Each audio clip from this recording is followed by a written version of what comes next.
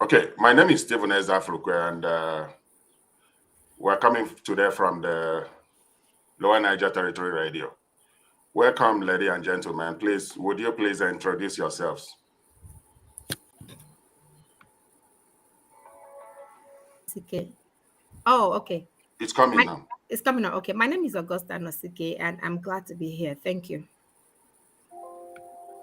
Okay, I am Reverend Dr. Leke Akimbode. I'm glad to be here. Thank you. My name is Clifford Chukwemeka Iruanya, and I come from Aro Ndionyemobi. And Aro Ndionyemobi is in the old Olo province of the old eastern Nigeria, and I'm glad to be here. Thank you. Thank you very much. Sister Augusta, I don't know if you have anything to say right away before I make a comment and before handing it over to Dr. Iranya and Dr. Akimbode. Yeah, let me just let our people know that we have Dr. Akimbode here to discuss the issues that are ravaging Nigeria right now, as we talk about the NINAS project, and also as we talk about the elections that people are running helter-skelter to be part of. And we're telling people to hold off on that. Let us get the constitution out first. After that we can do that there should be a transition where indigenous nationalities or ethnic groups would go ahead and think of whether they want to remain in the union or not. But we have our guest that want to speak about One Nigeria, and we are glad to have him. We want him to tell us how he feels that Nigeria will move forward with these elections. So thank you, Dr. Akibode, for being here, and thank you, Dr. Clifford Iraya, for also being here. Thank you. Thank you very much. You're welcome. Yeah. In the book of 1 Kings 11, verses 31 to 35, we have a record of the split of the nation of Israel, as it used to be known, around 975 BC Common Era. What led to that split in the kingdom was the evil that was being committed by Solomon about the time he was on the throne. And this led to the split of the kingdom. A servant of his, one of his men, had to become the leader of the splitting part, while his son took over the other part of the split. That's exactly where we are today. We found ourselves in a situation where almost every section of Nigeria, especially down south and middle belt, are fed up with what's supposed to be a dream country to the black race. And today, the level of insecurity in the country has actually encouraged the demand for a multi-regional referendum to help us sort out the lingering issues of Nigeria's challenged existence and to restore sanity between the nations that gave life to Nigeria. And it is to this end that we gather here today to deliberate on this and to look at the two sides.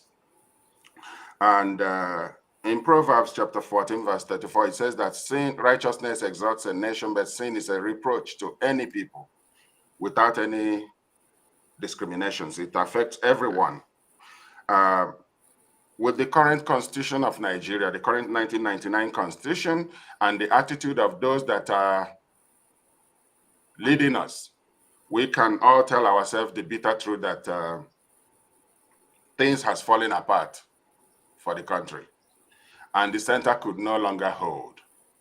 Where do we go from here? Dr. Irania. Thank you very much. I watched the Reverend Dr. Kimbodo kind of smiling when you were giving the history of the split of the kingdom, which happened under the son of Solomon, not actually under Solomon. Yeah. But I mean, the lesson or the main message is there. But anyway, back to what you talked about, Brother Stephen. I think we have to look at this whole issue holistically. We have to look at it from the foundation. It has to be foundationally explored. And I would want anyone who watched today's program to, be grounded in the whole process of what exactly are the issues here and what are the strategies, the mechanisms to which to solve the problem, which are the options, and how are we going to do that? You see, the fact which nobody can doubt is that a country is established and run through what is called a union agreement. Yeah. Another name for that union agreement is called constitution. It is the constitution that defines the country. It is also the constitution that defines the structure of the country. 3, it is the constitution that defines the governance or the governing system or the governance system of that country. And that is why the constitution is very central, very important. And one lesson, one thing everybody watching this program must take home with, everybody, including all of us here on this platform, one lesson or one thing we must all go home with is that a constitution is the only document, I repeat, the only document that is made by the people, not by elected officials. Let me repeat that. I want that to sink very well, because that is going to, in most part, drive our discussion today. A constitution is the document, the only document that is made by we, the people, the citizens. It is not a document that is made by elected representatives. As a matter of fact, the whole thing starts with the making of the Constitution.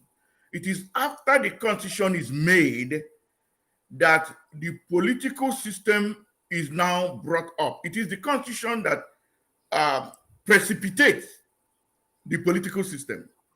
It precipitates the governance system, and it precipitates every other thing. Because some people talk about National Assembly, governor. It is, you have to have the Constitution in place first, just like the fraudulent 1999 Constitution in Section 48. As a matter of fact, Section 47, it starts with Section 47, that says that there shall be a National Assembly. Then 48 and 49 went ahead to define what those National Assembly means and the number, the composition, that's how many they will be. 48 talks about 3 senators per state. 49 talked about 360 members of House of Reps. In the meantime, the Constitution in Section 3 has already listed the number of states. So when you now go to 48, it tells you 3 senators per state and 1 for Federal Capital Territory. You can now calculate and know how many senators Nigeria will have under that fraudulent 1999 Constitution. So what am I trying to say here? We have to look at this thing very, very fundamentally. First of all, there's something that gives a country its identity. That thing is a union agreement. And that thing is the only thing that is done by the citizens. And that same thing is what gives birth to every other thing. So where am I going with this? If you don't get that thing right from ab initio, from the beginning, every other thing you are doing go awry or go south, as we put it, as we say it in the United States. I would like to stop here for the time being, and then we can begin to explore this more. But it's good to set this precedent, this basic, this foundational principle for our discussion today. So we, from there begin to advance our various arguments or points. Thank you. Thank you, Dr. Iranya. Dr. Leke Akimbode, sorry if I mispronounce your name. I intend to do it right.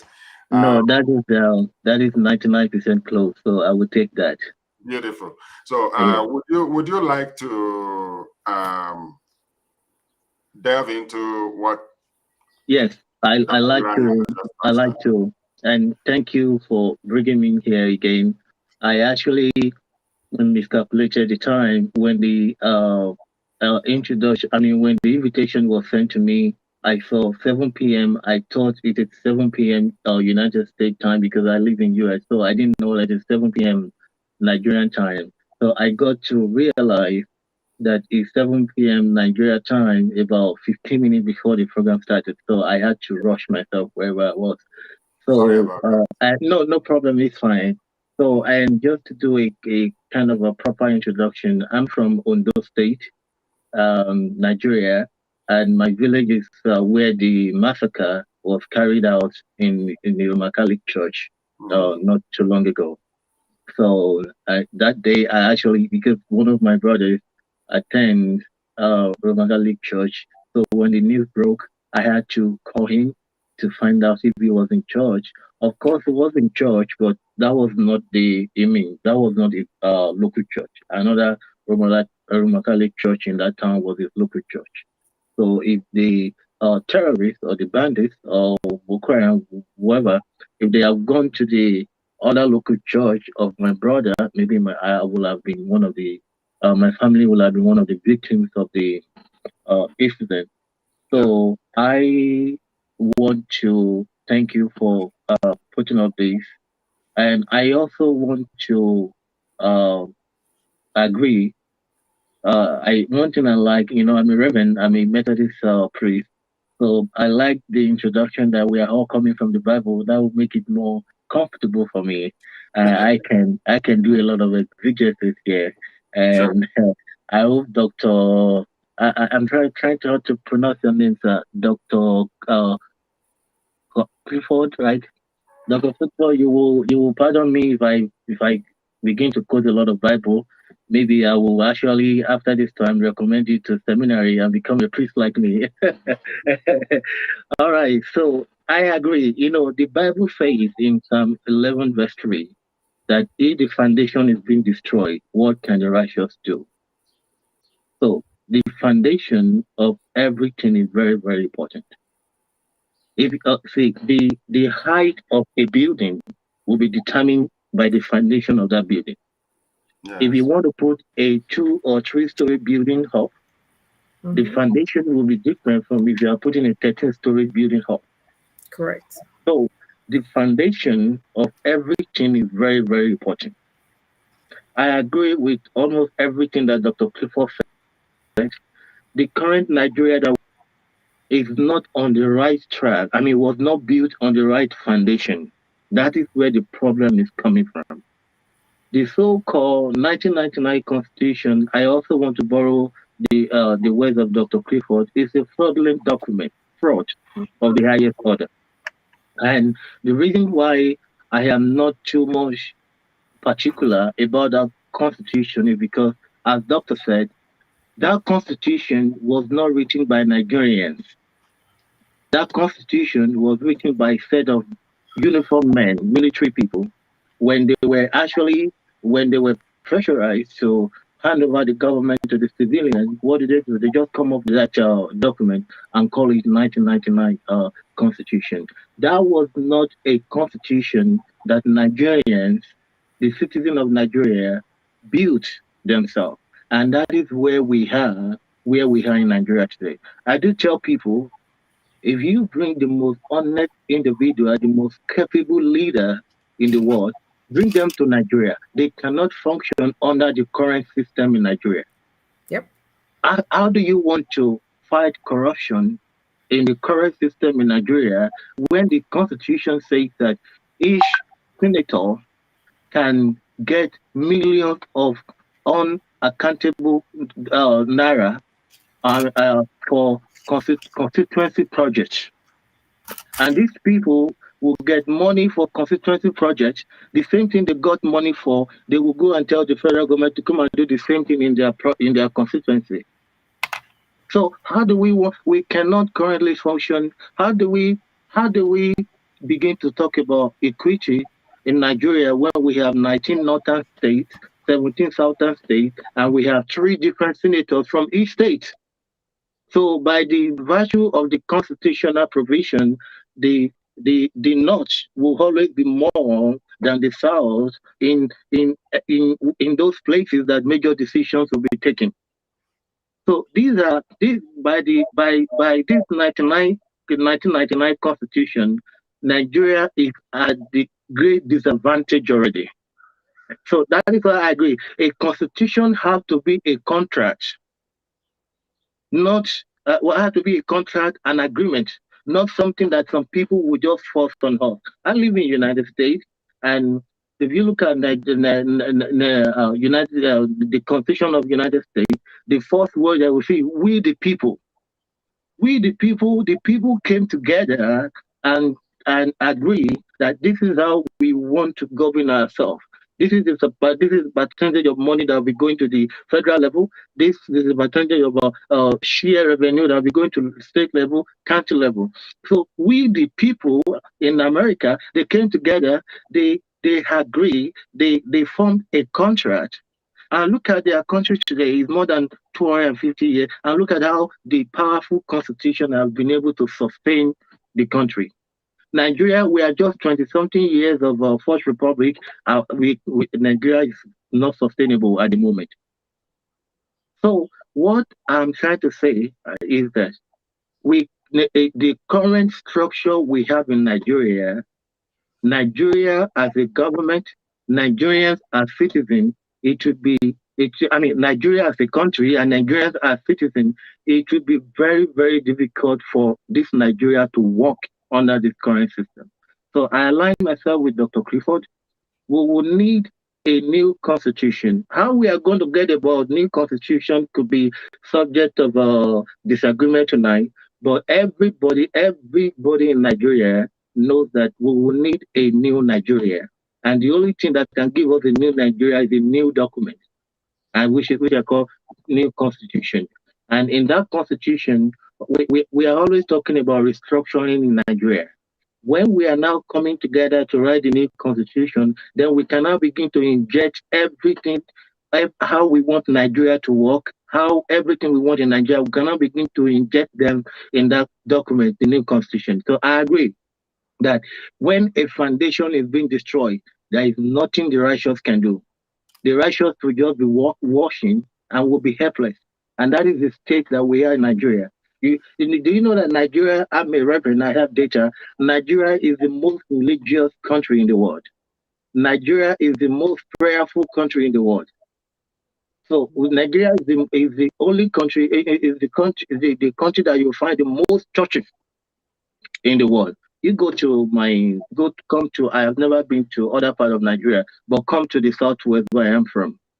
When I was in UI, University of Badon, there was a church. You went here. So there was a building in Agbo when you are going to UI. The building is 2-story building. Then you have Redeemed Church at the 4th floor. Then you have another church at the ground floor. And they are big, powerful, mega speaker. So when Redeemed Church is preaching, the other church is singing praise and worship, disturbing Redeemed Church. And when the Redeemed Church notice that the other church is quiet, maybe they are praying, the Redeemed Church will start praise and worship, disturbing them. For you to know how polarized churches are in Nigeria, But yes, Nigeria is not working. So this is not by, we have prayed, every church is my doctrine. When I put on my regalia on Sunday to do service, my doctrine compels me to pray for the country Nigeria or the country America every single Sunday. So, and you can see that everybody we are praying for Nigeria, but it's as if our prayer is not working, because Jesus said, wash and pray. There is a time for you to pray. There's time for you to wash. So this is the time for us to wash and come together and deliberate on how to move Nigeria forward and come with a new document that will move Nigeria forward. I rest my case at this time.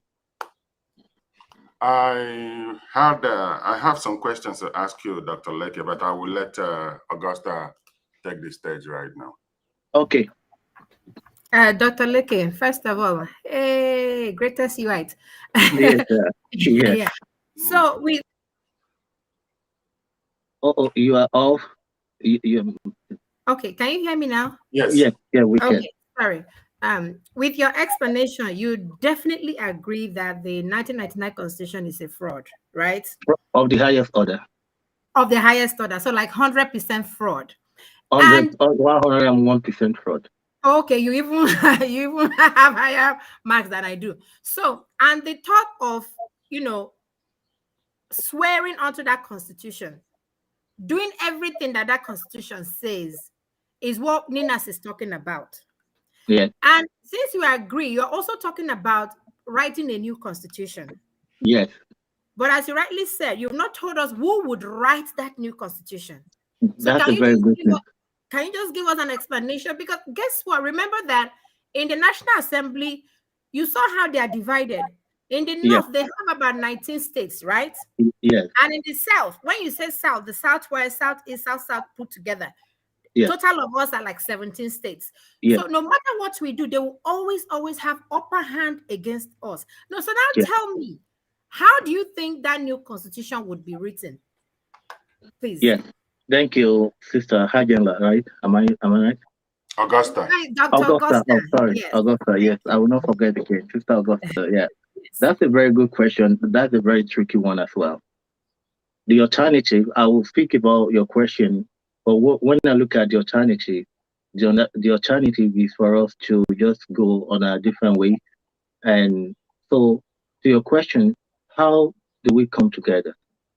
I want to be very honest here.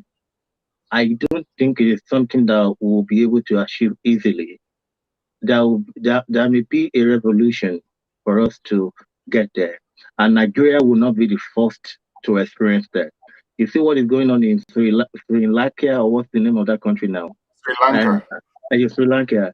And you know that even in United States, there was one an history of a revolution, reformation, whatever.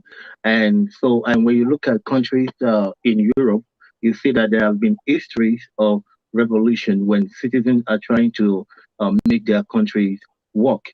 So I agree. That's why I'm having that is like Nigeria. We are in a bubble. We want something new, and we are currently in the net of 1999 Constitution that will not give us the opportunity to go to where we want to go to. So, and that is why the renowned Yoruba lawyer, Afe Balolola, you see what he said that day, that there should be no election in 2023, that a 6-month interim government should be formed. And I agree with him. But the problem is that there is no mechanism, there is no provision in our constitution to achieve that. And the implication of that will be Buhari will continue beyond his time, and maybe military may take over. So those alternatives are not where we want to go to. So where am I going to? You see, in 2014, President Jonathan got the opportunity to fetch Nigeria on the right path. How he missed that opportunity, I cannot even imagine. When he called national conference and he called people across all the 36 states in Nigeria, and they came, they formed a document that is very close to where we want to go to. The document is not a final was not a final destination, but the document will have set Nigeria on the path to our final destination. And President Jonathan had the opportunity and then PDP was even having majority in both National Assembly houses. President Jonathan had the opportunity to sign that into law. That will have been first step of restructuring and first step of getting us a new constitution that we desire. Now, from 2014, the conversation will have been, between 2014 and now, we will have seen the deficiencies in that document. And the conversation now will have been how to improve the document. Why we are still at the very first stage now, we need new document. That conference gave us new document. In fact, the conference was so comprehensive. I have their report on my computer here. They talk about every area. They even talk about how INEC chairman should be chosen, that the president should not be single-handedly choosing INEC chairman again. They talk about judicial. They touch every aspect of our nation. They talk about revenue sharing. They talk about they go beyond the federal government to stylishly establish regional government. So if President Jonathan, for example, had succeeded in passing that to law, the conversation that myself and all of us will be having today will have been how to improve. We will have set our country on that path. Will have been how to go forward. But right now, we are still talking about at the very elementary level. So to answer your question very directly, Sister Augusta, I think that we will need another national conference. And I pray that you don't ask me how this national conference will be conveyed. But I think that is where to begin from. Because when I look at the alternative to not having a national conference, or the alternative route to Nigeria having a new constitution, the alternatives are maybe let everybody go. Yoruba nation, Oduduwa nation, Arewa nation, Igbokwenu. So let everybody go. That's one of the alternatives that we have. And I fear for Nigeria, I fear that what is happening in Koreans now, North Korea, South Korea, I fear that's how we'll end up. You see what happened if you see where my village is is the remote southwest. So Ibadan to Owo is about 4 hours drive. So Owo is the remote southwest. If terrorists can get into Owo, it means that terrorists are everywhere in Nigeria. When our prelate in Nigeria, Prelate Ushe Kalu, was kidnapped few months ago, he was kidnapped around his village in between Imo and Enugu, the boundary between Imo and Enugu. That was where he was kidnapped. And he was taken to that forest. When I called that old man, he told me that the people that kidnapped him, they are Fulani, living like a king in the forest in Southeast. That's how they are in Yoruba land, in Southwest. That's how they are in South. So if we say we want to go now, let everybody go, it will be difficult for the South, both South, Southwest, or Southeast. It will be so difficult for us to manage our security. And by the time it's going to take like 5, 6, 7, maybe 9, 10 years before we put our security structure on ground. And by that time, these people might have eaten off well. That's the result we have in the Korea now. Because when you look at what is happening now, by order of coincidence or by order of deliberate order, South, the old South, we are not at the advantage side when it comes to military. All the military zones are in the north. They are in Kaduna, they are in Kano, they are in everywhere. The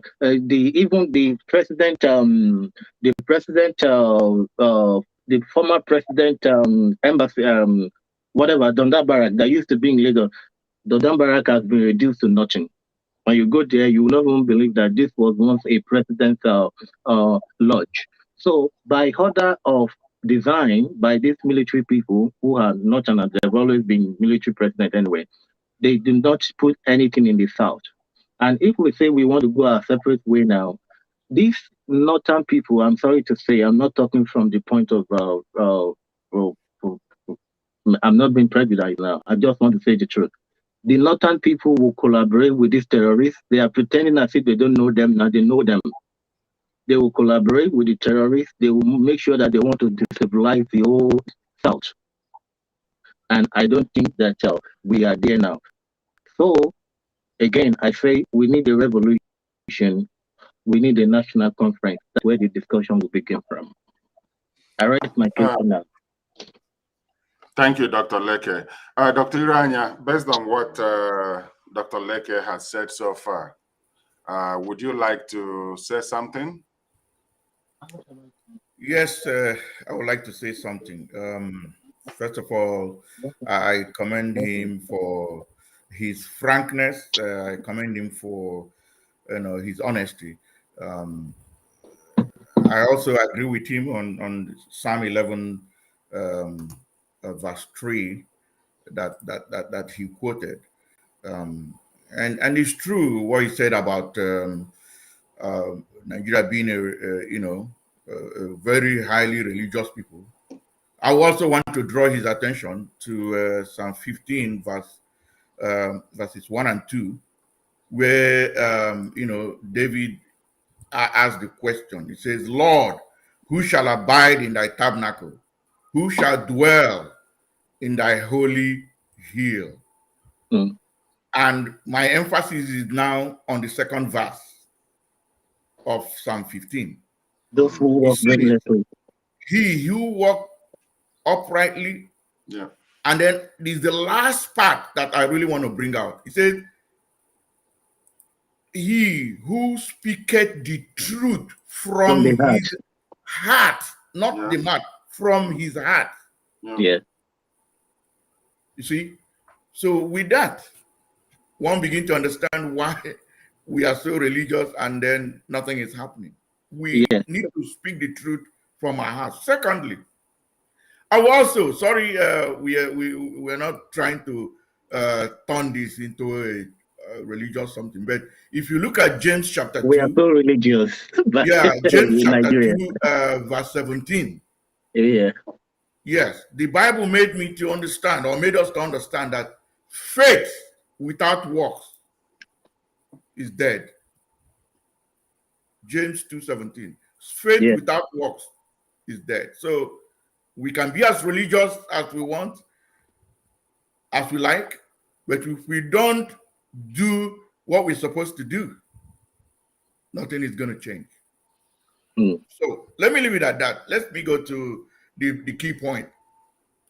Dr. Akimbode talked about, I think he anchored most of his point on what happened in 2014. Let me start by saying that the 2014 program is very much like where Dr. Akimbode started, which is Psalm 11, verse 3. What they had in 2014 was national conference. That was not supposed to be. What they're supposed to have is what is called a sovereign national conference. Let me repeat that. Sovereign national conference with constituent powers. Yeah. Constituent powers, for the layman, for those who do not really understand that, if you have a body with a constituent power, it means a body that has power above the Constitution. That's what it means. So there's supposed to be a sovereign national conference with constituent powers. Why do I say so? I'm saying so because of two things. Number one is that immediately that body was constituted, and I'm sure that Dr. Akimbode will agree with me on this. Immediately it was constituted, they had what is called no-go areas. I need you to go to the record, check the record. Yes, I agree with you. Yes, the the National Conference of 2014 had no go. If it had been a sovereign national conference with constituent powers, they wouldn't have had no go area. I agree with you. That's number one. Number two is that section 1, subsection 2, section 2, that's section 1, subsection 2 of this constitution, section 2, subsection 1 of this constitution, and section 315 of this constitution, including section 4, subsection 2, and section 4, subsection 5, all ties the hand of anybody that want to do anything about the structure of this country, about any law in this country. The only exception is in section 315, subsection 5. That's the only exception. And what is it about? It's about 4 laws that were stated in the Constitution, that those 4 laws are above the Constitution, that the Constitution has no impact on those 4 laws. You can find that in section 315, subsection 5 of the Constitution. But apart from that, every other thing you are doing, you are controlled by section 1, section 2, section 4, subsection 2, section 4, subsection 5, and section 315, subsection 1. So, right from the beginning,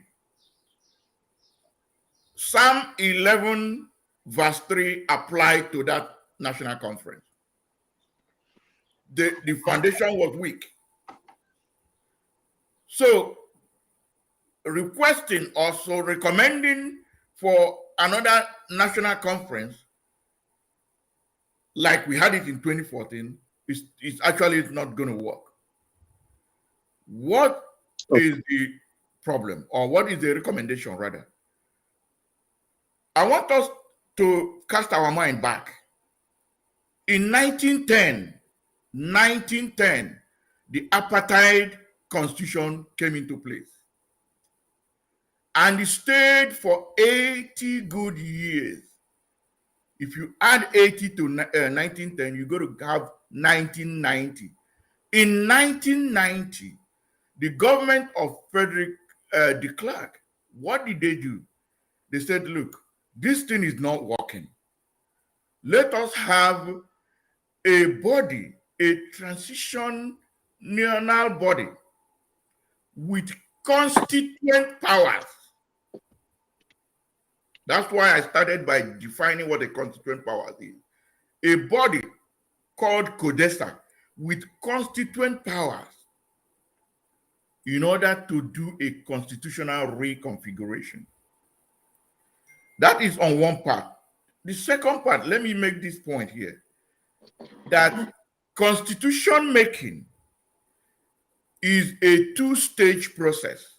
I repeat, a 2-stage process. If you go to the current Nigerian constitution, so those who have not thoroughly read it, they say that there is no referendum in that constitution. That is not true. There is a referendum in the constitution. It is in section 8. Referendum is in section 8 of the constitution. But it has to do with additional state creation. The referendum in section 8 has to do with only additional state creation. Of course, there are other conditions attached that makes it almost impossible to achieve. Now, why did I bring this point up?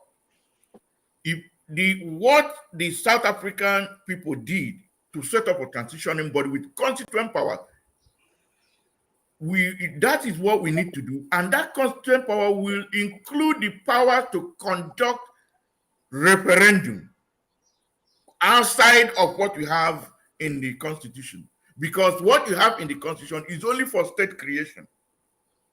You see why I keep hammering on that, harping on that word, constituent power. So we need a transitioning body with constituent power that will do 2 things that are associated with constitution making. Remember I said that there are two stages in the making of a constitution. The first stage is to ask because a constitution is made by the constituent. That's why it's called constitution, because it takes the constituents to constitute the constitution. So who are the constituents? The indigenous peoples. When you say people, you add an S to it, plural. The indigenous peoples, they are the ones that will now constitute the constitution. So you now the transitioning body will have as its first order of business go to those constituents and conduct referendums to ask them if that is within them. For instance, Reverend Dr. Akimbode is from the Southwest. They are a constituent. I am from the Southeast. We are a constituent. We have in the Middle Belt. You also have the South-South and all that. This transitioning body, we go to each of these constituents and conduct referendum among them, not with them and another constituent. For instance, not with the Southeast, with Southwest. No, you go to Southwest, as you have them now in their 6-state formation and all that, including Kwara State and some part of Kogi. You ask them, do you want to continue with the union called so, in this case Nigeria? Then you go to the Southeast and do the same thing. You then act from the result of this referendum. You now see those who want to federate based on the results. There could also be those who do not want to federate. You have to respect. That is why sovereignty is, as a result, is an inalienable right. It is something that is inalienable to you. You don't share. You can only voluntarily, give it up, but it is inalienable to you. So you ask those people, and if they say no, we don't want to federate or refederate or confederate, you leave them alone. Then you go to the next phase, which is those who have agreed to form the union, those who have agreed to aggregate.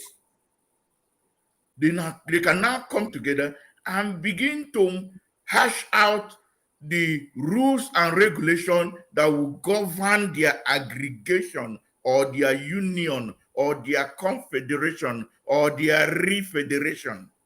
They will begin to work it out, which is now the main constitution. That is why, like I fully agree, Reverend Dr. Akimbode said, the American Constitution, how it starts. That Dr. Akimbode, that's a standard language in every constitution.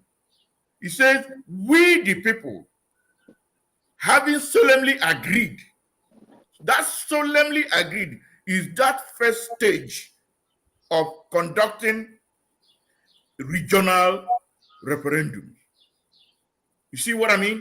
That is why the constitution every standard constitution, start with that preamble. He said, we the people, that we have examined ourselves, we have asked ourselves questions, we have interrogated within ourselves, we the Yorubas, we have asked ourselves, and in truth and in spirit and in truth, we have agreed to be in a union with the Igbos.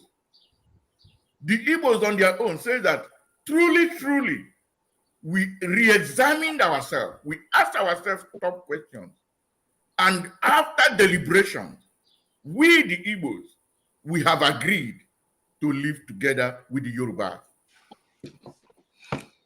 And from that, emanating from that, having we the Igbos and we the Yorubas, having agreed to live together as a union, as a country, we further agreed to make the following laws to govern ourselves. And these laws are Section 1, Section this, Section that. And inside these laws, you now have the structure. You now have the governance system. You now have the election and election cycle. Just like the fraudulent constitution, established the Independent National Electoral Commission in Section 153, subsection 1F, and gave them the powers in Schedule 3, Part 1, Section 15.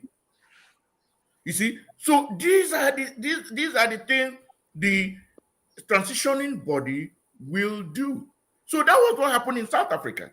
After 80 years, they said, look, we just can't continue. This is not sustainable. Let's do something different. They formed a CODESA, which is a transitioning body. And I keep repeating this word, constituent powers. A transitioning body with constituent powers that drew up the Constitution. And in our case, because of how pluralistic, highly pluralistic we are, we have to go to the extra mile of confirming that we, the Igbos, we, the Yorubas, we, the Ijaws, we, the Jukuns, we, the Thieves, we, the Idomas, that we actually agreed to be in union with the rest. So, in summary, I believe, my own belief, and that is, I believe that's what Ninas is also saying, that we have to have a transitioning body with constituent powers that will do two things: conduct regional referendum, and then from the result of the regional referendum, begin to work out constitutional reconfiguration of those who agreed to refederate, confederate, or non-federate. I'll hang it here for now. Thank you, sir. Thank you, Mazi Iranya.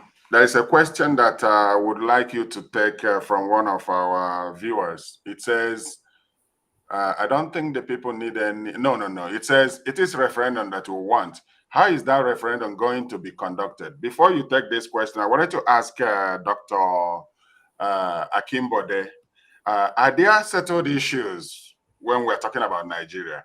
Is there anything that we could say that it is a settled issues regarding Nigeria? That's a very good question. That's a very good question. In fact, that was going to be my response to Dr. Clifford. See, Dr. Clifford, the last argument projected as if, as at now, we don't have a country, by saying that we have to go back to each region to seek people's opinion if they want to continue with Nigeria or if they want to continue to federate. So, and that is, I don't agree with that. And I will answer your question, sir, moderator, that is one of the settled issue, probably the only settled issue, that we still have a country, Nigeria. So I understand that the current constitution is not working. We all agree on that. We need restructuring. But one of the things, probably the only thing that have been settled in Nigeria is that we have a country, Nigeria. The union has been formed already. We cannot go back to Southwest and be asking people, do you want to continue with Nigeria? We cannot go back to, I don't believe we can go to the South now and be asking people, do you want to continue with Nigeria? Other than that, we should just go to these people, or we should just try to influence. That's why I said, I'm not taking something out of my argument tonight. I'm not taking revolution out of my argument. I may not know how this revolution will come in, but it may take a revolution for us to be able to get to where we want to get to. And that is, Dr. Clifford, I understood your argument in two parts. Number one part is to seek people's opinion if we want to continue with this current federation. The second part is to now bring to constitute another conference. You call it, I'm trying to remember the exact word that you use. You call it constituent, constituent conference, or conference, you call it, I'm trying to remember the exact word that you use. You call it, I'm trying to remember the exact word that you use. You call it constituent, something conference that will now come together, that will now write the new Sovereign. constitution. Yeah, I agree with the second part of the argument. I do not agree with the first part. We cannot, at this time, be going to region by region to be asking that, do you still want to continue with Nigeria? I think it is too late. I think the union has been formed already. I understand that the union was not formed on a very good foundation. As I said, the foundation on which the union was formed is faulty, very faulty. But I think there is a way out of it, other than going back to the very, very uh, primitive stage and seeking people's opinion. On the contrary, sir, the people that brought us together as Nigeria never seek our opinion. Maybe that's a very good argument. They didn't even seek our opinion if we want to come together as a country. They just brought us together, taught us how to speak British English, and they call us Nigeria. Maybe that's where our problem came from. But at this time, I believe that we can manage our problems. And as I said, Nigeria, we have gone far. We have really gone far. A lot of things have happened. We have gone far. I don't think we can now go to that level anymore. And I will say that if there is one thing that I believe is settled in Nigeria, is because it's our union. Our union is settled, though it's not perfect, but it's settled. While I will come back, please let me chip in here, because I want to make sure our viewers also get the other side of the view. I don't know, as long as my calculation tells me the Union of Nigeria was formed in 1914. Am I correct? Yes, amalgamation. Yeah. Yes, that was in 1914. I'm not too sure. I am not too sure. Maybe somebody need to correct me. I'm not too sure if our union was formed before the Russian Federation union was formed, the USSR. I am not very sure about that. But I can almost say that the Russian Federation was formed before Nigeria. I can almost also, I think I can almost confidently say that Czechoslovakia was formed before Nigerian Union. I can also say that Yugoslavia was formed before Nigerian Union. So I don't see anything sacrosanct about Nigerian Union. But I would also like to stay on the side, not really on the side, pick a point from what Reverend Dr. Kimbo said. Please, my dear Reverend, Nigeria was not formed on a faulty foundation in terms of the independence. At independence, it was very solid in the sense that we agreed to have regional autonomy. There were conferences between 1956 and 1959 in a place called Lambeth in the United Kingdom. It's called the Lambeth Conference. No, not Lambeth, sorry. Lancaster. Lancaster, please, yeah. Pardon my mistake. Lancaster. They had several negotiations and they came out with something very solid. And that was why the Western region, which is where you come from, Reverend Dr. Kimbode, was very, very fast in their development, because they were developing at their own pace. They had their regional autonomy. Do you know that the Western region had television before France? Yes. Yes. So they were moving. They were moving at the why? Because they had Nigeria had a solid foundation at pre-independence because of regional autonomy. So when you combine these two things, I try to disagree with you on your point about something being settled. Yugoslavia was before us. At a point, they were saying that they were settled. Where are they today? What about the USSR? What about Czechoslovakia? I can go on and on. I mean, Ethiopia was existing before Nigeria. In fact, Ethiopia was even mentioned in the Bible. But today we have Eritrea. So the point I'm making is this, is that what I said, probably I must apologize. Maybe I didn't make myself very clear. The regional referendum is going to have multiple options. Refederation is one of them, which is what we are talking about, Dr. Kimberly. Then there is also the option of confederation, which was actually what we had before it was toppled in 1966 coup and finally destroyed on May 27, 1967 by decree number 14. So we can have a refederation, a confederation, or a no federation. We don't have to have military might to develop ourselves. Let the North take all the military institutions. They can have it, not a problem. All we want is our ability to have a people-made and people-activated. Nigeria is the only country where a constitution was not activated by the people. Two, we want to have a country where we can own and develop our own resources. You are the four of us are in North American continent, with the exception of Stephen. The three of us here are in the United States.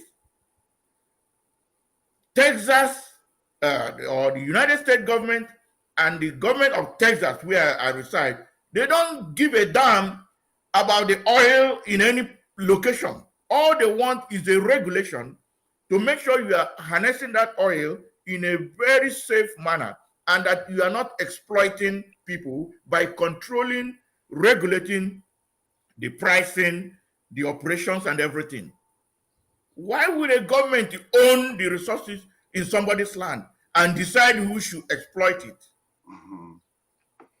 It's incredible. In the state of Texas, where I am, they have no business. Government has no business in generating electricity. I'm less than 2 miles from Sister Augusta, where we live. We live less than 2 miles apart. Yeah.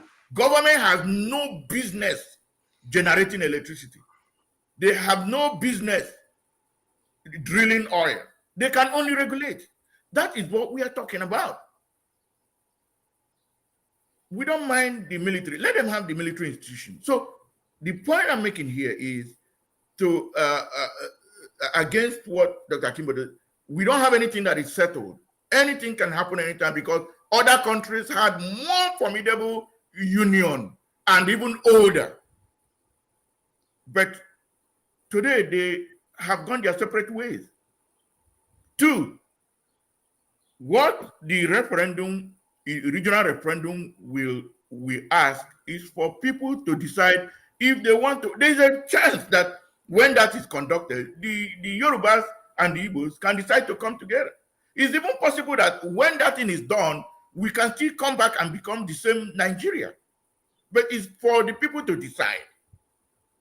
That's what I wanted to chip in. Sorry, Steve, I took some time. That's okay. I just wanted to say something before. Dr. Leke, 1 second, please. Okay. Maziranya, there was a question that I wanted you to touch on briefly before we go back to Dr. Leke, and it is on the referendum. It says, it is referendum that we want, from Ife Chinwadi. How is that referendum going to be conducted? While I know that you've touched on it, could you expatiate a little bit within a minute on this before Dr. Leke responds? Okay, this is how it's going to be conducted. First of all, we will have a transitioning body.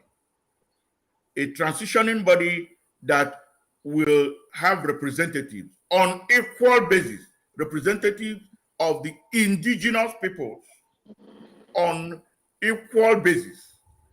Now, they are going to work together with a United Nations, because it's got to be a United Nations supervised referendum, so that make sure there is no hanky-panky.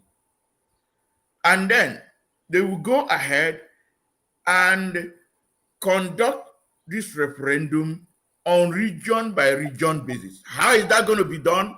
Of course, we will have a situation where we have the regions are well known.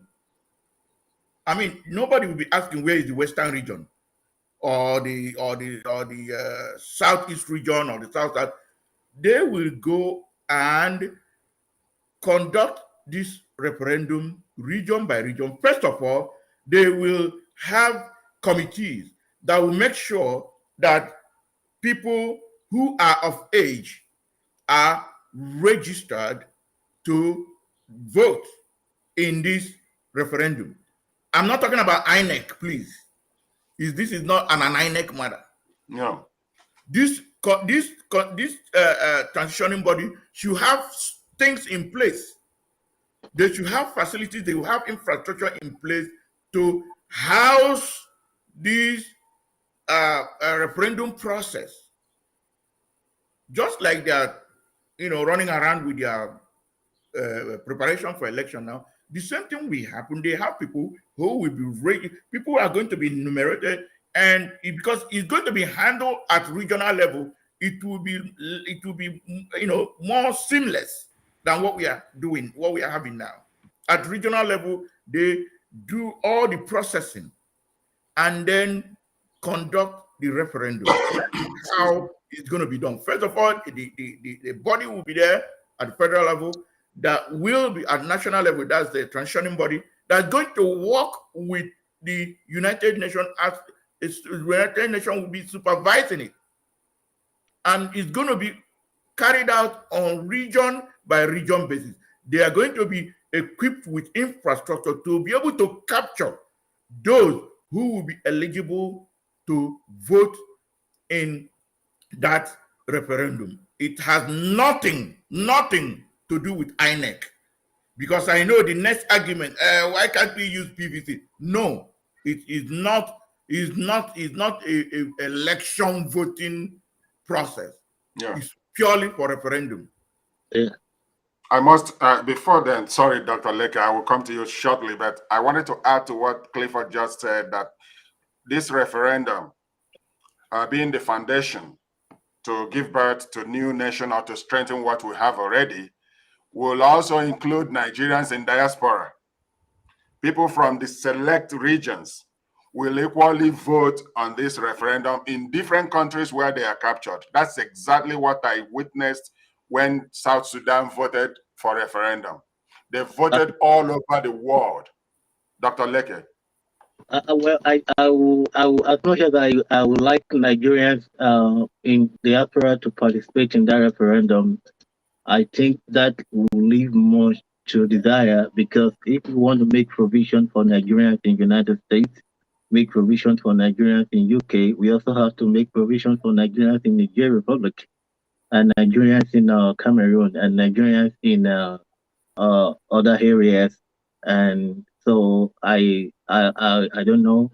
That is one of my issues with diaspora voting. So if you want me to vote in the United States to participate in Nigeria, I can, because of technology allows that.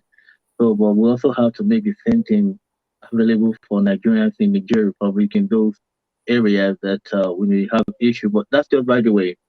Of course, Nigerians in diaspora will have to participate, because it's like Nigerians in diaspora, maybe by the virtue of our exposure, we have been able to see how things are done in other countries, and we can contribute with our experience or experiences.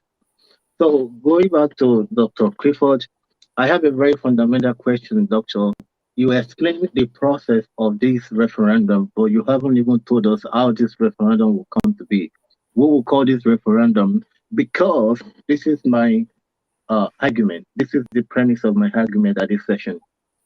With Nigeria, we are still a country under 1999 Constitution, though the Constitution is 101% fraud. So whatever we want to do, we are still technically subjected to or subject to that Constitution. And I believe that as it is, as we had in 2014, the president of Nigeria can still call a national conference, though the constitution, as you have explained in some sections, uh, does not allow the president to call the kind of referendum you are talking about. That will have been a revolution. The president can still call. I know Dr. Clifford is very eager to respond to me. I know the president can still call the national conference that will begin to channel the path that we want to go to get to our uh, final destination. I understand we are no longer in 2014 anymore. See, in 2014, the discussion, the level of security and the level of things in Nigeria was not as this bad that we have now. The discussion then was not, the type of discussion we are having now. The discussion then was how to, something like you just said, how to come about, to bring about the regional uh, uh, government. See, one thing I would like to say, we all agree that we need a new constitution to make Nigeria work. I think how we want to get to that destination is what we disagree on. How we want to get to that destination, Dr. Clifford is of the opinion that we have to call national referendum based on a region. And I said, though it will be very difficult, I wish we can do that, but I just want to be pragmatic here. I don't want to be an idealist. I just want to be pragmatic. I think how we can get there, it is not something we will get there in another 1 year, 2 years, 3 years. We have to get there systematically. We have to, as you said, not INEC. My desire that the next president of Nigeria that I want to see should be someone who has the courage to call another national conference and say that, okay, let us pass some things. Let us decentralize some power or devolution of power. Let each Lagos state take your VAT. Ondo State, take your VAT. Abia, take your VAT. Enugu, take your VAT. Let all the income, all the IGL income generated in the state be 100% for that state. The state will just pay some to the federal level. Then federal level, no federal university anymore, no federal road, no everything going to the state. The federal will just control citizenship, security, and other stuff. That is where I want us to get to. But I believe that while current constitution may not take us there, the president of Nigeria is maybe the next powerful president outside the president of the United States. The president of Nigeria can still call the national conference. All we just need, we don't need a messiah in Nigeria. We just need the system to work. All we just need is someone who will come and bring and will empower our institution. We all think in America, President Trump appointed an FBI director. The same FBI director investigated him. It can never happen in Nigeria. Just one phone call, the president will shut down the investigation. So I think what we need in Nigeria, the reason why Nigeria is not working for us at this time is because our institutions are so weak. Okay. Individuals in Nigeria are stronger than institutions. Dr. Today, are you talking to me, sir? Yes. Yeah. Okay. I wanted to remind you of what happened to Benue State and recently, Ondo State, your home state. Yes. After the bombing of the church, where over 50 people died. Yes. The state governor muted state security, state police.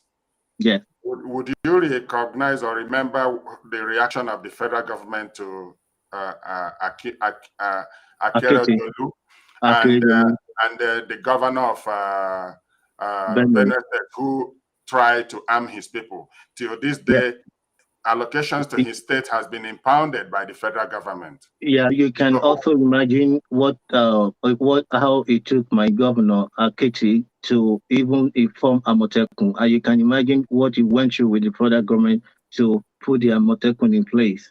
Until now, they are not even allowing the Amotekun to carry weapons because their federal government is in a way, sir. That's the truth, but in a way, the federal government is claiming that's the current constitution that we have. We are all coming back to the constitution because the current constitution does not provide opportunity for state police. And I can tell same you, constitution. Still, same constitution allows the Fulani to be AK-47 and AK-49. Well, no, the constitution did not allow them. It's individual that allows them anyway. That's exactly my point here. The institutions in Nigeria are so weak. Individuals in Nigeria are powerful than institutions. What happened? If a Yoruba man or a man from Southwest or from Southeast is caught with AK-47, the man will be prosecuted severely. But let a Fulani man will be is caught with AK-47, they will let him go. This is kind of a thing we have in Nigeria now. Nigeria is not working. No one is saying that Nigeria is working. We want Nigeria to work. How we want to get there. So I believe that the referendum that Dr. Clifford is saying, Dr. Clifford has just told us the process of how this referendum will be, but he has not told us who will call this referendum. Who is under this current constitution that we have. Don't let me use the current constitution anymore. Under this climate that we have, under this current situation that we have, can you tell me who is going to call the referendum in the Southwest, in the Southeast, in South, or in maybe even if you want to go by region now, who is going to call the referendum for the whole South? And who is going to call the referendum for the whole? So it's like, this is the idea. This is the thing that needs to be done. But how are we going to do that? I don't know. But I have a short way. We can just like people, Nigerian, pressurize the President Jonathan. Then we can pressurize our next president, if we will be able to do that, to call it another national conference. Then from that national conference, we can begin to move step by step. To build a nation is not overnight. So we can begin to move step by step, little by little, and move to where we want to be. Look at, we are, as I said, Dr. Clifford, three of us here are from the United States. Look at how powerful our constitution is in this country. A lot of amendment. You see that today we have Congress that are making changes to that constitution, because no constitution of a country will be perfect from the start. So we'll always, the constitution, as much as the constitution is powerful, it's also a book in progress. It's an epistle in progress. Yes, sir. Dr. Leke, for the Constitution can I come in, progress. Yeah, Maziranya, 1 second. While the Constitution of the United States is going through amendments, I mean, it has gone probably more than 29 amendments from the inception till now. The foundation still matters. The beginning of that Constitution. Maziranya. Yes, please. There's I need to remind Reverend Dr. Akimbode that he is making a very big assumption. And that is an assumption I want everybody watching tonight, or whatever time it is, everybody watching this program, please, there is a big assumption that I want us to take out of our mind. That is an assumption that we have, or we the people made a constitution. That is an assumption. That what you are calling a constitution is a fraud. First of all, it lied. I mean, come on. We are all, somehow religious. Most of us here are Christians. We know what a lie is and the place of a lie, according to the Bible. The Constitution itself lied. It says that we, the people, having solemnly, we never ever agreed at any point in time to live together after the agreement was toppled in 1966. Remember, between 1956 and 1959, leading up to independence of 1960, we agreed to live together. And we made the rules for us to live together. But in 1966, that agreement was toppled. From that day till today, We have never gone back to agree again. So we do not have a constitution. I have to repeat it again. We never made this constitution. So that's a big assumption we need to take off our mind. Can I ask the question before you move forward? I want you to say it along with your conversation. I didn't interrupt you. Hold on. When you talk about how can we do the referendum, the constitution hold, I don't know how many times I'm going to repeat this. The word constituent powers. The transitioning body, just like he had it in South Africa, will be a body that will have constituent powers. Let me explain it again. Ladies and gentlemen watching this program, a constituent power or a body with a constituent power means power above any existing rule and regulation or constitution or whatever you call it. That is what constituent powers mean. There will be a transitioning body that we have constituent powers. What we need now is a transitioning body, not a national conference. Whether you vote in or now or not, the problem will still be the same. And now you also made a point that we have weak institutions. I don't know if I want anybody to prove me wrong. Is there any institution in any country that does not have its root to the constitution of that country? So what are we talking about? We have weak institutions. The institutions are established by the constitution, except where you have a transitioning body with constituent powers. Be it INEC, be it police.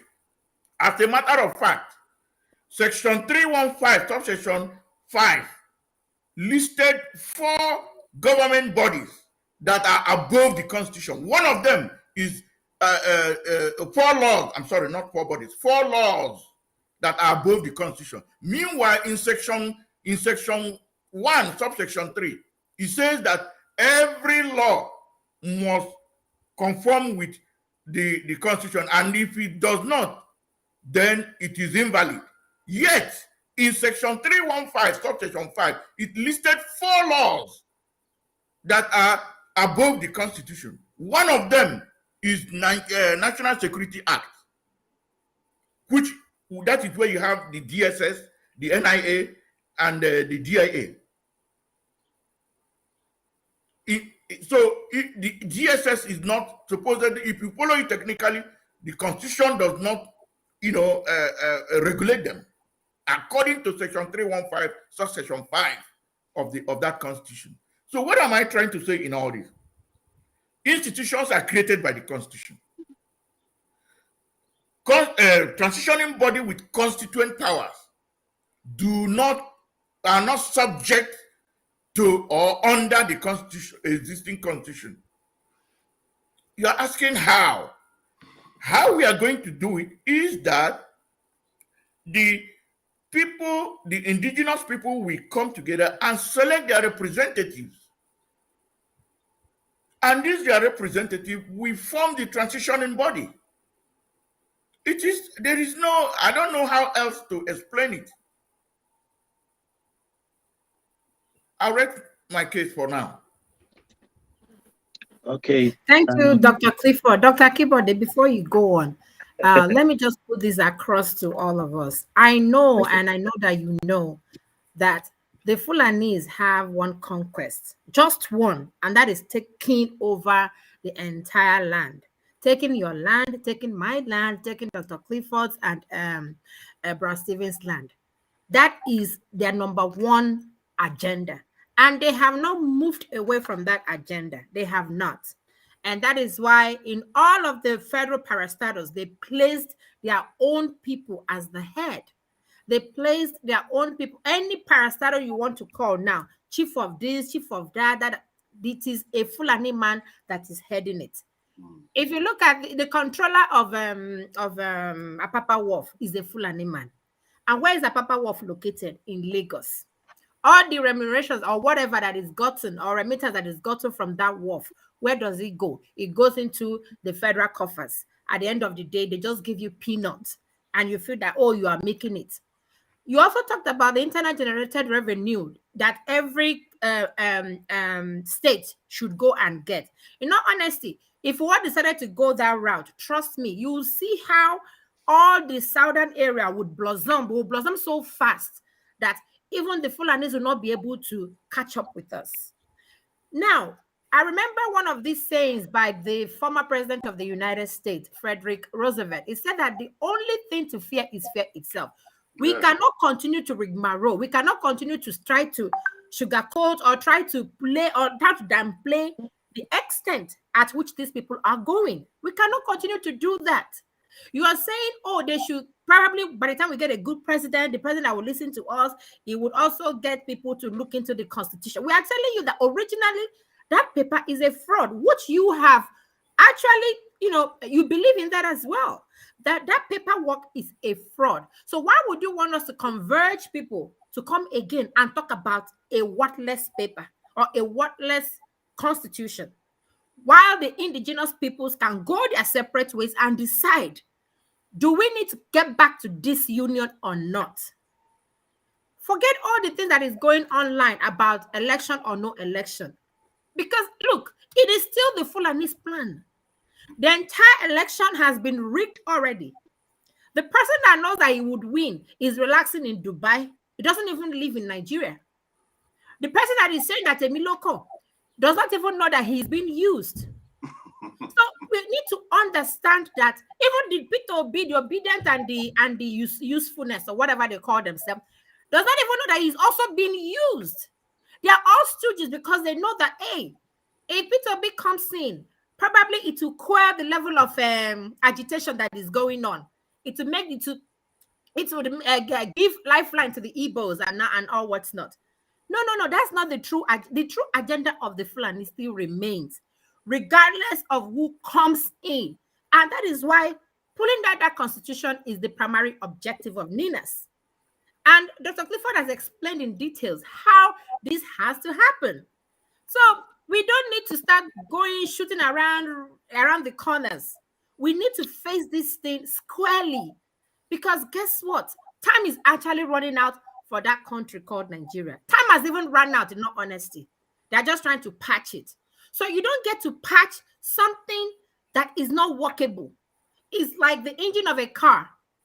You just want to continue to fan it and think it would move? No, what you do is take out that engine of the car, get a brand new engine and put it before the car would move. So this is what we have been saying. There is a protocol, there is a system, there is a blueprint from NINAS about how to go about this. Why people are not tuning in still baffles me. You all don't know there is an agenda, and the Britain is still part of this agenda, whether we like it or not. So we don't have to continue to say, hey, let us patch it. When a new government comes, we will patch it. When this one comes, we will patch it. We can't continue like that. We can't be doing patch. We cannot. We have to take down that constitution. And a method and pathway to do that is already with NINAS. All we need to do is for all the indigenous peoples to tune in into how to get this thing done. So I'm sorry, I just needed to get this out so that you understand that we are not here for like, hey, the truth about it is that if at the end of the multi-regional, it's going to be multi-regional referendum. If at the end of the multi-regional referendum, people decide to say, okay, you know what, we want to remain in the union. Of course, they have every right to do so. And if they say they want to move out of the union, they also have every right to do so.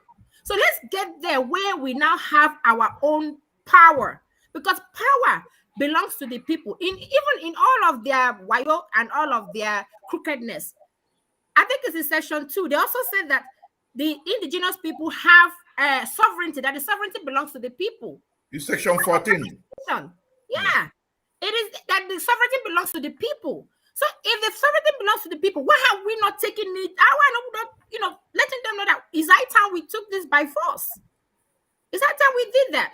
So I want you to understand the essence of why this is pertinent, why this is important, why we have to do it this way. It's not a matter of getting a new president. A new president would forever be a stooge to the British, will forever be a stooge to the caliphate, forever be a stooge. One more thing, if you go along the lines of those contesting for president, there is either a Fulani presidential aspirant or a Fulani VP. Come on now. Where they are, they're not even up to, they're not even more than 1/10 of the entire population. Yet, actually, there's no Fulani VP anyway.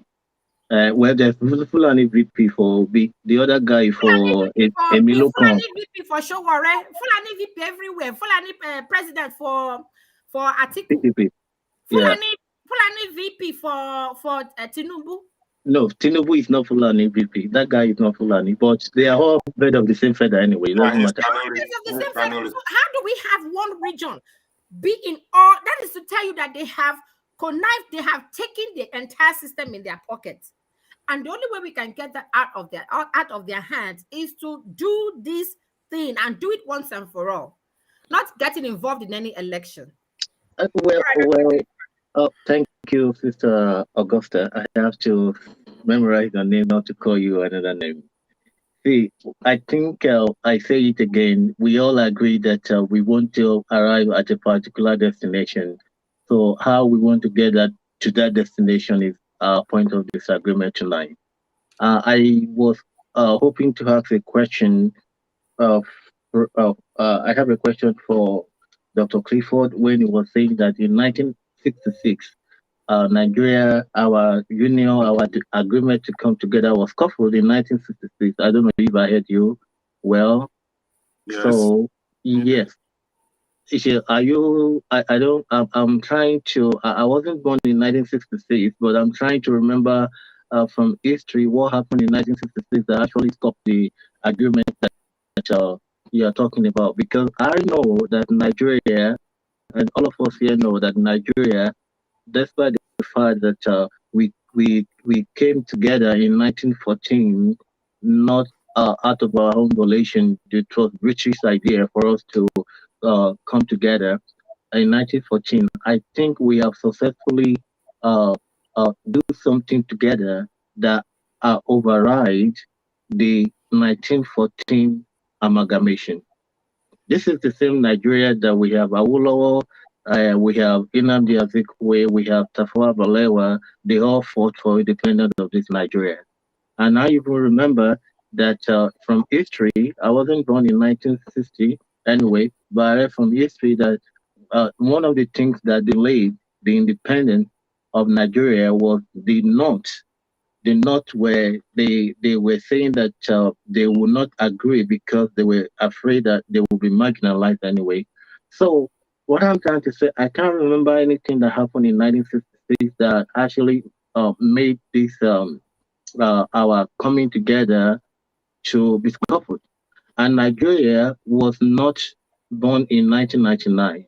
And even if we want to look at 1990 today, Sister Augusta, you remember that we have had more Southern presidents in Nigeria than Northern presidents since 1999. And so if we think that if we think that things are not really going in Nigeria the way things should be going, we cannot entirely blame the Fulani. I think everybody is involved in the. We had a president from Dr. Akipode, don't be angry, please. You said that they have had more Southern presidents since 1999. Okay, that's true. But what we are saying is that it does not even matter where the region the person comes from. There is a paperwork that they are using, and that is the 1999 Constitution. Exactly. So whether we even have an Igbo president right now, it's still going to be the same thing. I said, if we have the most capable leader in the world, Pope of France, or whatever, Pope of to come and be the president, it will still do exactly. I will tell you, it is only Jesus Christ that can be the president of Nigeria under this current constitution. Jesus Christ will not. No, Jesus Christ will not take that. He will work fine because he will use some power. Because he will use some spiritual power. Other than that, no man born of any woman can rule Nigeria under this current constitution. And lead Nigeria to, or take Nigeria to the country that we do that. That is not disputable. We all agree on that from our very first statement, that the foundation of 1999 Constitution is entirely faulty. I call it 101% fraud. So I agree. I want this Constitution of 1999 to be shed and burnt to ashes, and I want us to come together and as a people to write another Constitution. But I just believe that we can mutually come together, though it is not going to be easy. Just like I go again. I go again. I know Dr. Clifford doesn't want to hear this. I go again. Just like we have a president in 2014 who called a national conference. We can actually, do you know that we can actually call the constituent national conference now and bring and make Nigeria to work again. So I agree. It is going to be a very long process. Why I believe that what Dr. Clifford is saying will be much more longer than what I am saying, because now we are in a funny Nigeria where we now suspect one another. I suspect my my southeast brother. I suspect my south brother. I suspect my northwest brother. We now Nigeria of today is no longer Nigeria of many years ago. So it will be, when we are saying we want to call something now, it will be like okay, let me say this. My point, maybe because I'm a reverend, my fear is that I don't want anything that will lead to war or riot that people will begin to die. That is one of the fundamental considerations that I am focusing on in my argument. People are already dying, and you rightly said it, from your own village or war. Oh, 50 people were killed. They went to church to pray and they were killed. Yeah. So people are already dying. 50 is official figure. 50 is official figure. 50 is official figure, so we don't even know the real number. I can tell you, people that died are up to 84. They are not 50. You see? In fact, just yesterday, someone still died in the hospital from that incident, just yesterday. And they are still dying. So, and trust me, the hospital will be one quack hospital with no bandage, nothing to even treat the patients with. Yeah. Now we're telling you that people are already we are at war. It may sound like a silent war. Maybe one part has the AK-47 and the Kalashnikov, while the other part is busy praying. So we are at war. You may not see. We're already at war. They're killing people. They're adopting Reverend Fathers in Kaduna. They adopted two today. Yeah, they keep adopting them. So if you think that this is not war, then what is war then? What is war? We're already at war. So if you're afraid that they would not kill these people, they don't think. It's all about conquering. That is what it's all about. It's all about a blueprint that they are working with, and they are achieving it without even doing too much gra. And we're saying it's high time we stopped them from doing it. You see pastors who say, let us come out and pray. I remember when in Catholic Church, we've been praying for Nigeria in distress for more than 30-something. Did I say 30-something years? We've been praying for Nigeria in distress for more than 30-something years. And Nigeria keeps moving from one despicable situation to the next. Yeah. And we're still sitting down hoping that Jesus will come from nowhere and come. Jesus doesn't have, even God has shown us long time ago. Because guess what? All the mushroom churches that are beginning to use the name of God in vain, God has even shown them totally. And we're saying it's high time we did the right thing. Yeah, my point is that there is no mechanism to call a referendum. Who's going to that? I know Dr. Clifford said that the indigenous leaders in each region can call the referendum. I wish we can. I wish we can identify these indigenous leaders and Dr. Clifford's idea is very good. I'm just not seeing a path from there. As much as I believe that 1999 Constitution is not working, I believe that it can be changed from within. Okay, Dr. Leke, changing Nigeria from within, what do you mean by that? Yeah, I believe that we can change Nigeria if we all, if Nigerians, if we can, I don't know,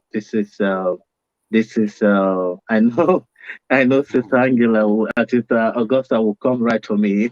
if, if we can, if we can, I mean, see, where we are in Nigeria with leadership, one of the things we are lacking in Nigeria is leadership. There is no leadership. There is no leadership in Nigeria. Leadership can change a lot of things. I am not saying that we should look for a Messiah. And even if we have a Messiah today, Messiah may not successful under this constitution. One thing first that the Messiah may need to do is to find a way around this constitution. And like policy, we can use policy to begin to change things if we have right leader in Nigeria. Leadership is one of the fundamental problems. If Nigeria have been enjoying right leadership, for example, Nigeria will not be where we are. I'm not saying things will be working the way it's supposed to be working, but for example, we don't have electricity in Nigeria. There's no power. That is a problem of leadership, as much as that is a problem of constitution. I know Dr. Clifford cannot generate electricity in his compound. He will have to submit it to national grid, and the national grid is so greedy, absorbing everything and is not giving out anything. I understand that, but the same thing we have in South Africa, but South African have been able to generate 55,000 megawatts over the years. But Nigeria, we are still roaming around 1,002 megawatts. It's a shame. That, yeah, as much as that is a problem of constitution, that is also a problem of leadership. Yeah. We are dishing out money every time to rebuild the same road, to rebuild the same infrastructure.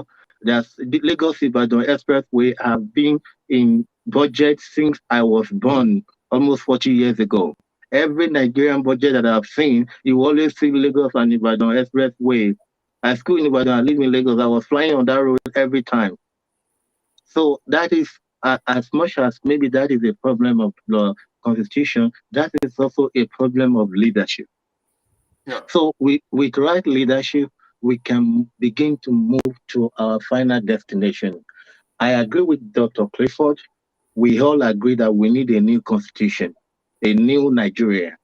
How we want to get there is how we disagree on. So that's my point for now. I think we have 10 minutes more because I have other engagement that I have to attend to. Yes, we are conscious of time. Maziranya. Thank you very much. Well, the fact is that we need to understand this basic thing. Constitution. Yes, we need a new constitution. But like I said earlier, constitution is made by two stages. Two stages. And that is why every constitution, standard constitution, the preamble is always the same. Be it United States, wherever. The preamble is says, we the people, having solemnly resolved to live together. You can't jump it over. You can't skate around it. You can't go around it. So if you are an advocate of new constitution, then you have to do it properly. You have to follow the proper step or process of making a constitution, which again, I repeat a million times, is a two-stage process. There are two stages in making a new constitution. You cannot be saying you don't want, that we need a new constitution, and you don't want to follow the stages or the process of making a constitution. Before the first stage of a constitution is to, first of all, let those who are making that constitution agree. You talk about me talking about indigenous people. I said the indigenous peoples of those regions will come together and select among themselves those who will represent them in the transitioning body. It's not a one-man thing. You have the either Ela, Omo, Odua, or whatever. There is an organization. Odua. Yeah, there is an organization that holds the Southwest together. Afenifere. They will come together and have a solemn assembly or a town hall meeting or meetings. It may not even be one. From there, they select people who will now represent them in the transitioning body. The same thing goes for the other region. Then they will come together from various regions as equals. As equals. Nobody is master, nobody is slave. And then they will now go about the first order of business of asking themselves, within themselves, not among, within themselves, do we want to continue with this? I don't, and I will never ever believe that there's anything that is settled in a country. Something could be settled in a nation, of course. The unity of a nation could be settled. I agree with that. But the unity of a country must not be settled. If you watch my word, you watch me, I use country and nation. They are not the same in the strict sense of it. We have no Yoruba nation within Nigeria country. Yes, the Yoruba is a nation. The unity of Yoruba cannot is settled. You can't divide them. True. Okay. But now, Nigeria as a country, their unity is subject to the vagaries of happenstance. If I want to use that word. To say that Nigeria's unity is settled is a fraudulent statement. It is not. Nigeria is a country. It is not a nation. Yes. Just like the United Kingdom or Britain. I agree. Nigeria unity is not settled. Nigeria union. I said Nigeria union anyway. Union, I believe, literally, union is different from unity. We can be living together and not agree. So we can live in the same district, but we don't vote on the same line. So we are living in the same, we can be living in the same area. That's union, but we are united by maybe circumstances now. But it doesn't mean that we are in unity or in unity. Yeah, so, Doctor, I agree with you. I agree with you in your delineation, and you're trying to define unity and union. And I also agree with you. Nigeria had a union all the way to 1966. Back to the comment you made earlier. Yeah. But in 1966, that union was toppled. Most of the things that were agreed were toppled, were destroyed. The climax was on May 27, 1967. That was the climax. That was when the final nail was put in the coffin of that union agreement through Decree 14 of May 27, 1967. Like I said, there were discussions in Lancaster between 1956 and 1959, where they agreed on several things, among which is the type of government that Nigeria will have. 2, that Nigeria will operate a regional system, and that those regions will be autonomous. Do you know that Section 81 of the 1963 Constitution and Section 79 of the 1963 Constitution put electricity generation and even oil and gas in the hands of the regions? Yes. Go and check it out. That was changed in 1999. 1966. Please. The Constitution was toppled. And then in 1967, May 27, Decree 14 dissolved the region, which was the basic and fundamental agreement of the Union. I'm still on this issue of delineation, union, and unity. It was dissolved. The basis of the Union, which was the region, one of the bases of the Union, which was the region, was dissolved under Decree 14 of May 27, 1967.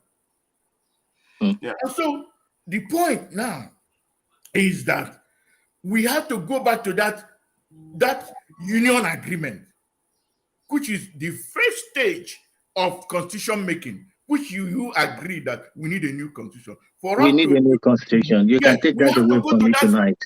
We need we a have new to, one. we have to go to that stage. We have to go to that thing that they did in 1967, May 27, and go back and say, okay, gentlemen and ladies, this happened. Can we still go back to what was destroyed by Dick reporting, or do we now do what happened with the statement that Stephen started with in this program, which was after the death of Solomon, to your tents, O Israel. Holy Spirit. So I think we are running out of time. Let me. You know, if you want to go to biblical theology, that never worked well anyway until when they came together again. Yeah, indeed. But let's just take a minute here, each of us, to make final comments before we round it up, because we're getting choked with time, and we all have got something else to attend to. Dr. Leke, you made a very important statement when you said that leadership is part of the problem we're dealing with. Indeed. And it has not helped in any way as far as Nigeria is concerned. And the Bible says in Proverbs chapter 29, verse 2, we started with the Bible, we're ending with the Bible, that when the wicked is in government, the people suffer. The people will suffer, unfortunately. So with that, within and a the minute, wicked will not suffer. Yeah, within a minute, what would be your final comment? And we'll be looking forward to having you back again in our program. Thank you, Dr. Clifford, and I'm trying to see your name, sir. Mr. I'm Stephen. Mr. Stephen. Oh, okay, and my UI sister. Did you live in Queens or Awolowo, or which one did you live where you were? I lived everywhere before I finally moved to Agbowo. Oh, okay, Agbowo, okay. Just okay, but I'm an idiot, Sha. I'm an idiot. Oh, yeah, you look like one. When you see them, you know them. All right, so, well, my thank wife you, will everybody. enjoy this because she's a UI too. Oh, hallelujah. You can see now. Amen. So I hope, Mr. Stephen, if you are not a UI, it's not too late. Go and take one course there and be a UI as well. So, okay, I will just thank you for having me on the program on a very short notice. And I nearly missed it because I thought it was 7 p.m. US time. I never knew it was 7 p.m. Nigeria time. Thank God that I just checked 15 minutes before. So I will want to close this way. Myself and Dr. Clifford, we agree on one thing, and everybody here, we agree on one thing, that we need a new constitution. If you wake me up at the middle of the night, I will say the same thing. We need a new constitution. I've been telling people that I know who are in political war that we need a new constitution. How we want to get there is what we actually, didn't agree on tonight. And I just want to close on what Mr. Stephen said. If we have good leadership in Nigeria, or a good leadership, we can begin to move in the direction that we want to move. Well, I am not saying that, not minding the fact that even a good leadership can be frustrated with the current constitution.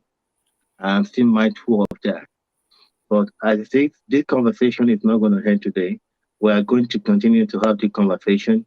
We want a new constitution, either way, either through what I proposed by a national conference being called by a courageous president, or through what Dr. Clifford proposed by, we should all go to region and call our regional conferences. And either way, I believe we need a new constitution. Thank you, everybody. Thank you. All right. Thank you, Dr. Oleke Akimbode and Dr. Augusta and my brother Stephen for inviting me on this platform.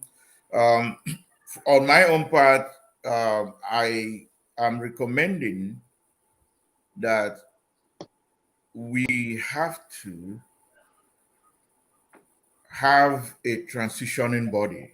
The transitioning body, we have constituent powers.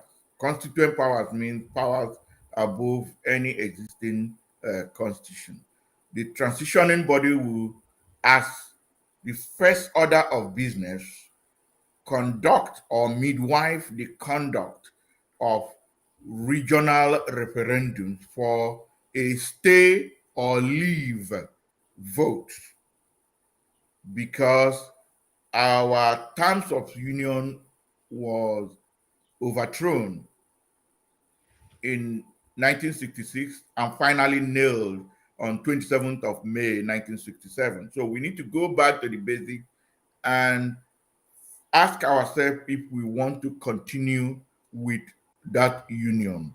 Thereafter, we can now begin to draw and ratify our constitution, and then politicking can go on. Therefore, my final word is that we should do everything within our powers, within our intellect, within our resources to put a halt to this 2023 electoral journey, so that we will do the right thing and then enjoy the dividends thereof. Thank you, and God bless you all. Thank you very much. Thank you very much. Sister Augusta, did you have anything to say? Yeah, let me just round up. First of all, I just want to thank Dr. Akimbode for being here, and Dr. Clifford Iranya always. Yes, thank you both of you for coming. As both of you have rightly said, the Constitution is the number one problem, is the crux of the matter, is the bone of contention here. And if we realize that, it's going to be better for all of us. And as Ninas has always said, Ninas did a constitutional force majeure, I think December 16, 2020. If you have the opportunity, Dr. Kibode, you can go and read exactly what Ninas said and the pathway to getting to this level, because everything has been stipulated already. So all you need to do, go back, read, and understand where Ninas is coming from and why we have to do it the way we have to do it. Because if we don't, at the end of the day, we would all regret. As we have said earlier before, it does not matter who gets to drive the to be at the wheel of the car. The bottom line is that the engine of the car is dead. That's the bottom line. If we look at it from that perspective, we'll be able to understand why Nigeria, no matter whoever gets there, will not be able to do anything. And as you said, that leadership is bad. Leadership is bad because there's a paperwork that is telling leadership, please remain bad. That is it. In part of that constitution, there are 68 items on the exclusive list. If you're able to read through that exclusive list, you will know why we are suffering. And there's also a part, I think it's section 6, section 6C, where they are telling you that the past government or governors or whomever, or the state of whatever, cannot be prosecuted for whatever they did in the past. So that is why you see the government wasting resources, wasting funds, why they are super wasteful. You understand? Yeah. So that is why I want you to just go back, take out your time, read that constitutional force majeure. The details are there. You'll be able to see why we have to do it the way we have to do it. If we do not do this, it's still going to be the same story of why Nigeria is not working. It's still going to be the same. Anyway, thank you for being here, and thank you, Dr. Clifford. You're welcome. Thank you. Thank you. Dr. Leke and Dr. Iranya, I want to thank all of you for making our time to do this today. And we look forward to having more of this kind of get together to deliberate on what really matters, which is the continued existence of our people in our ancestral lands. I thank you for your time, and I hope the rest of your weekend goes very well. Amen. And you too. Thank you. Bye. Thank you. Thank you.